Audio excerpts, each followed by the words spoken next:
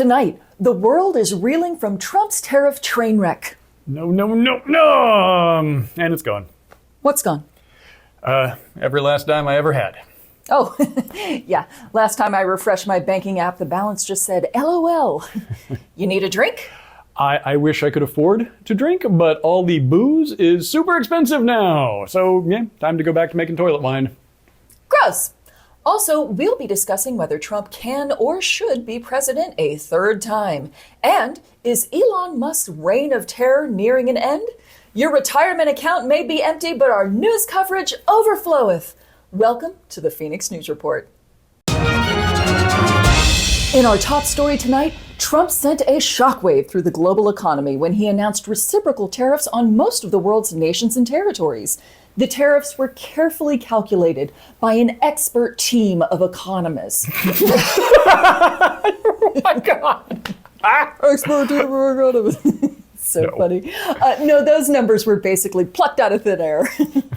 But the good news is that penguins will finally have to pay their fair share. Yes, Trump has declared tariffs on some unusual places, like an island inhabited only by penguins, which sounds crazy until you realize that they are exporting a ton of cute little penguin videos at us, but they are not importing any of our cute little penguin sweaters. Well, bastards. Well, with Trump's new tariffs on everyone, except of course Russia and North Korea, a lot of folks are wondering how this will affect global trade. Now, the global market can be a tough concept to wrap your head around, so I'm going to break it down using something relatable to all of us, the classic neighborhood orgy. So, you know the deal. All the neighbors show up, stripped down to their leathers and laces, and get all up in each other's business. There's bonding, bending, swapping, slurping. It is a beautiful ecosystem of mutual satisfaction. So if the orgy is our global market, what then are the tariffs? Well, let's say Lorraine from 2 houses over pre-gamed a bit with a redongulous puss primer, and she is done before Shane and Margot have even started to build their Eiffel Tower. Now, they might ask Lorraine for a little help. How about a little pinky in their stinkies, Lorraine? It's extra effort, but the markets can bareback it. But along comes the new neighbor, the one who bought the really big house in the corner lot. I mean, Lord only knows how he got approved for that loan, but he's still part of the community. So he's welcome in the neighborhood fuck pile. Well, he shows up and he just starts making demands. He wants a Remy from Jimmy. He wants a BJ from DJ, and even a fist up the hind chuff from Mrs. McDuff. He wants a lot extra from everyone. But he only brought a Vienna to this sausage party. And he doesn't even realize that the only reason the rest of the neighborhood knob knockers tolerate him is because the last people who lived in his house always brought a big old shrimp ring for the buffet table. Everyone loves a shrimp ring. Well, once the new guy showed up and started throwing his weight around, the orgy dried up because the new guy made it weird. And I don't mean furry play Janine weird. We're into that. More like someone's reading a book at the orgy weird. Like people are pushing rope. The vibe, it's off. The market is on the verge of putting its pants back on and heading home. And that's where the global economy finds ourselves now. Awkwardly standing around with our tits and our bits just dangling, not sure what or who comes next. And, if this is what's going to happen at every orgy for the next 4 years, well, shit, Lorraine, we might as well stay home. Well, wasn't that clarifying? Upon hearing the news, global stock markets freaked the fuckleberry out, with the Dow plunging 1,600 points, the S&P 500 nosediving, and the scent of freshly shit pants wafting across the stock exchange floor. Economic experts say a second recession in just 5 years might be on deck. The last one also happened under Trump because he's on a mission. Get 5 recessions on your punch card and you get a free Arby's sandwich and a ruined middle class. If there's any good news about this, it won't be in your bank account. No, it's going to be coming from Rand Paul. That's right. The senator is worried that wiping out everyone's retirement funds, that might somehow be bad for the party. When Hot Smoothie put on their tariff in the early 1930s, we lost the House and the Senate for 60 years. So they're not only bad economically, they're bad politically. Wait, so this could wipe out Republican majorities for the next 60 years? Oh, fuck, I'm hard as a diamond right now. Agreed. More tariffs. Do more tariffs. Yeah. Now you're probably wondering, What does this Liberation Day mean for me, a selfish person? Well, let's go through your day. You wake up, you pour yourself a cup of coffee. Except coffee is way more expensive now.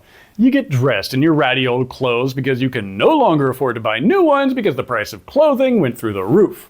You drive to work in your hoopty because you sure as shit ain't buying a new car anytime soon, even if it's made in the USA. And at the end of a long day, you go to pour yourself a drink to unwind, but damn it! That's really expensive too. You feeling liberated yet? And now it's time to play a clip that we're going to be playing a lot. And it's Donald Trump showing how much he cares about the fact that he just cost American households an extra $2,100 per year. This quote, I couldn't care less if they raise prices because people are going to start buying American-made cars. Well, doesn't sound like that guy's coming to save you, so you're going to need a plan. Here with some money-saving tips is our chief economic correspondent, Mike Dynamo. Thanks, Andrea. So, you need to save money because your bonehead president crashed the global economy into a brick wall. Well, I've got some ideas. First, had a hard day at the office? Try adding some yellow dye to water to get the appearance of beer. To get the inebriating effects, simply switch on the news. Also, nights out with friends can be replaced by hitting your head with a cinder block and hallucinating the good feelings you once got from being able to afford dining out with other humans. And if you can't afford a cinder block, try ketamine. Elon Musk made sure there's plenty. Want to take your special someone out on a date? There are always extra cheese cubes and cold cuts in the dumpster behind the art gallery after an art show. Why not take your date there? And finally, if you're looking for ways to cut back on your overall monthly bills, try starving to death. That is a real money saver. Good luck out there, friends. Now, seeing how Trump has nuked the global economy and the only job he's created is egg smuggler, you're probably thinking, more please? Well, we have good news for you. Donald Trump has confirmed that he is serious about running for another term as president after this one. But how does he intend to do it? The Constitution specifically forbids a president being elected for more than 2 terms. Now, scholars and meth heads have proposed at least 2 potential workarounds. The first one involves the presidential oath of office, where the incoming president swears to preserve, protect, and defend the Constitution. The theory goes, if you don't uphold the oath, you ain't the president. And as Trump has never made any effort to preserve, protect, or defend the Constitution, quite the opposite really, then he has yet to serve even 1 term as president. I mean, technically, he's just in breach of contract, and no one has sued him for it. Yet. Then there's the second option, which is a bit of a long shot, but since Trump claims he actually won the election against Biden, the next term would actually be his 4th. So he wouldn't be going for an illegal 3rd term this time, but a legally untested 4th term. Take that, constitutional scholars. Now, while the rest of you suckers wailed and gnashed your teeth about what horrors this might unleash on our future as a country, we did the reasonable thing and just called up our chief future correspondent, Jen Haston. Jen, hey, you there? Sup, chumps? Jen, back here in the past, Donald Trump has made it clear that he does intend to run for a 3rd/4th term as president. The Constitution says that no one can be elected president more than twice, but he claims to have ways around that. So, give it to us straight. How's this going to shake out for us? Should we panic? Flee? Revolt? Start day drinking? No. None of that. Justin, I'm having a hard time not laughing right now. Just let him do it. OMG, you guys, seriously, let him do it. It's so funny, you're gonna shit. Jen, I am too scared to believe you, and I'm too jaded to believe that humor is still possible. What are you saying will happen exactly?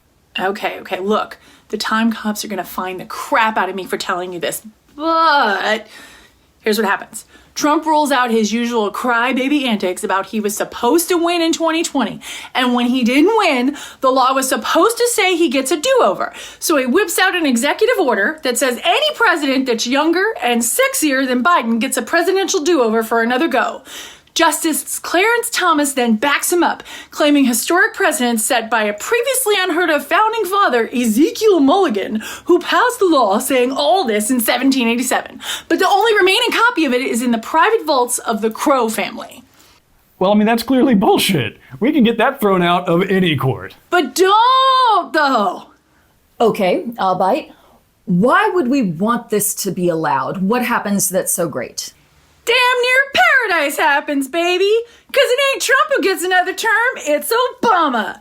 Huge landslide. MAGA goes down. Left fucking field? Hell yeah! Oh! Of course, to get to that kind of a constitutional low point, the Republicans had basically dismantled all non-executive powers of the government, but Obama was cool about it. He went ahead and made himself dictator, which was still way better for the country than anything Trump had done. Then after a few years of setting the country right again, he gave up power. You know, like an adult. So we have normal presidents again after that. Hell no! We saw what you idiots did. Nah, we picked a new dictator and started ourselves a damn dynasty. Now we all bow down to our glorious, benevolent dictator for life, Michelle Obama. It's the best! Austin, tell the troops to stand down. We're letting Trump go for number 3. Jen, thank you for giving us hope for a change.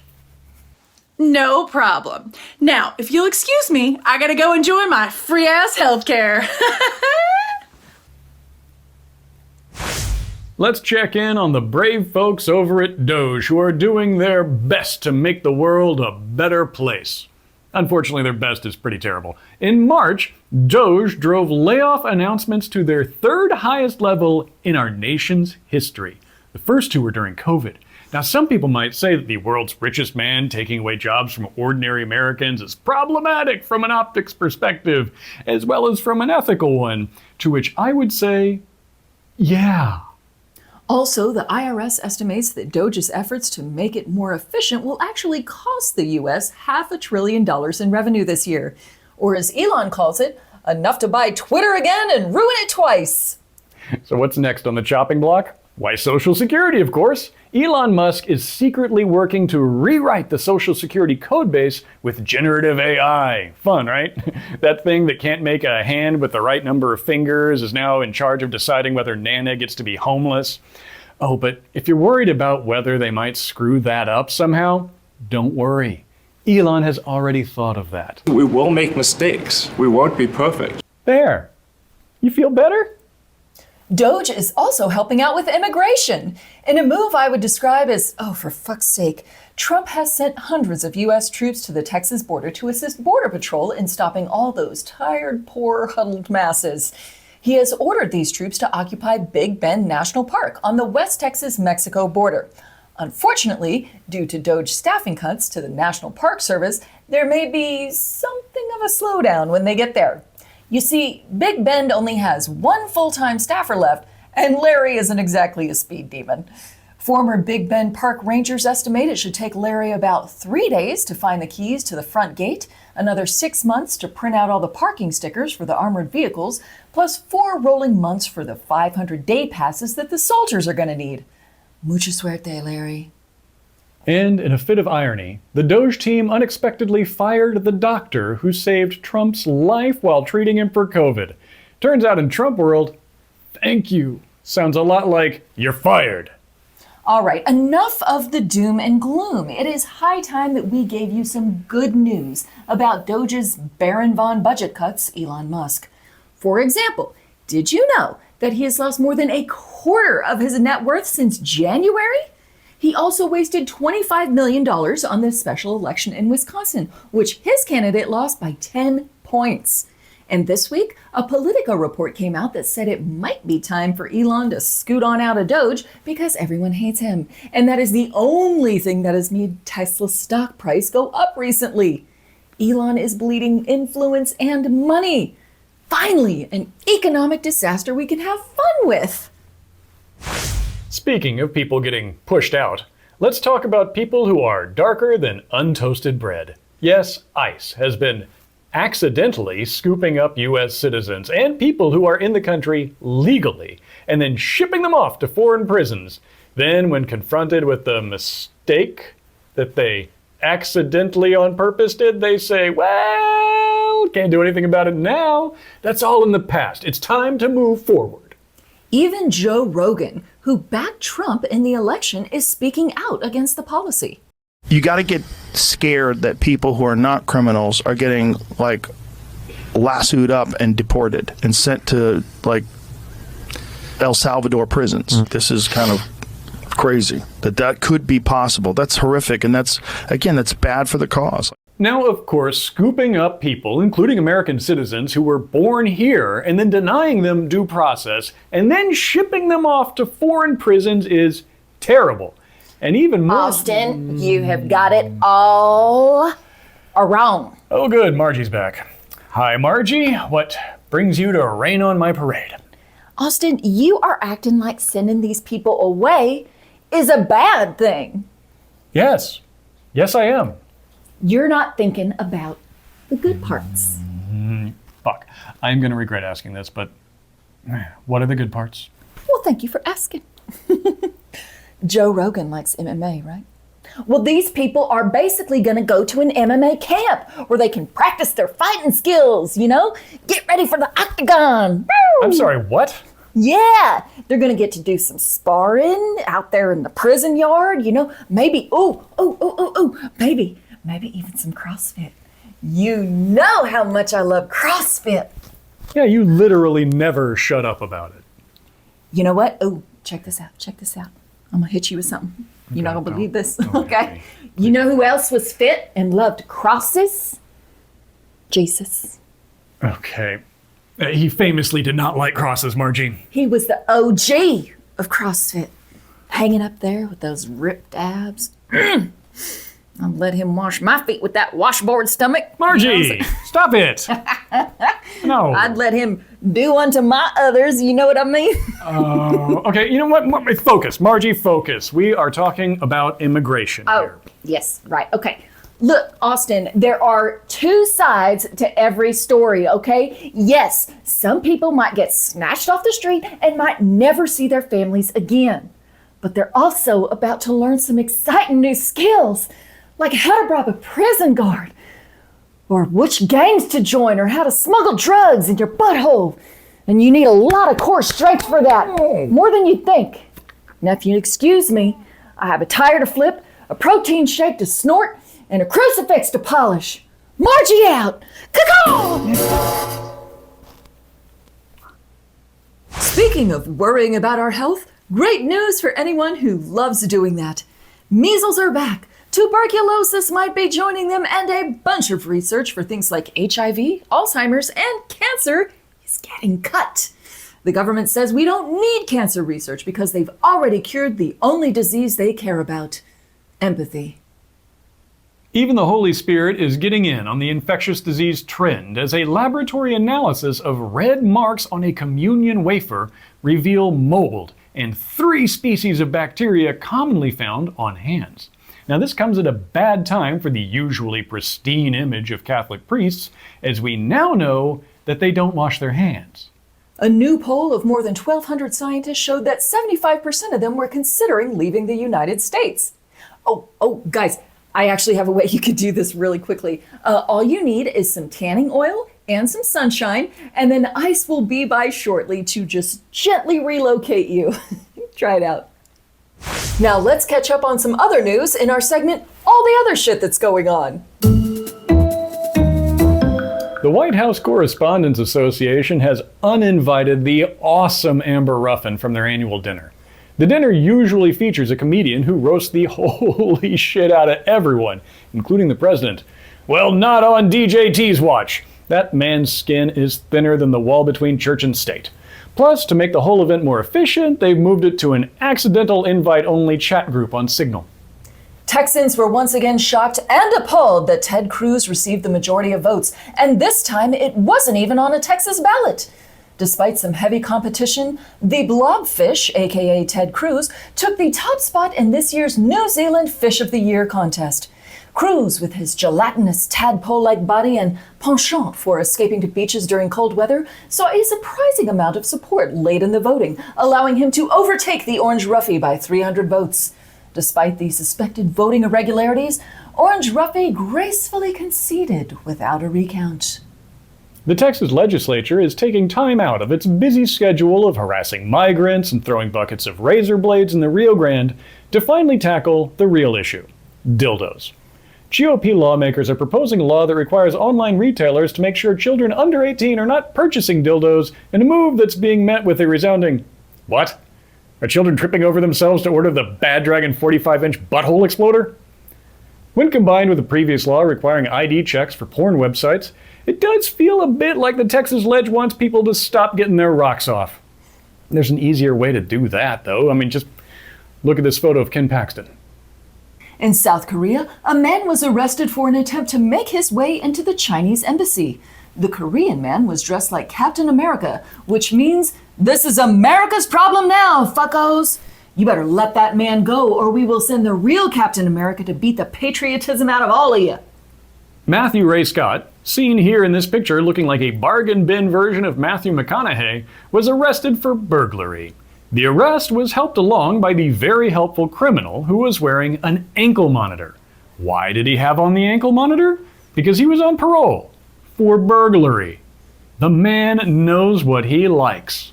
This has been all the other shit that's going on. That wraps up this week's episode, but we'll be back for more next week. In the meantime, don't forget to check out our podcast, Washington to Westminster, every Wednesday. Keep flying, y'all. Love you. Bye. Okay, look, the time cops are gonna And is Elon's reign of terror nearing an end? Coming to an end. The one who brought the really big... God damn it. Fuck it. Now, the global market being... so... It's wafting across the stock exchange floor. We need to slow it down.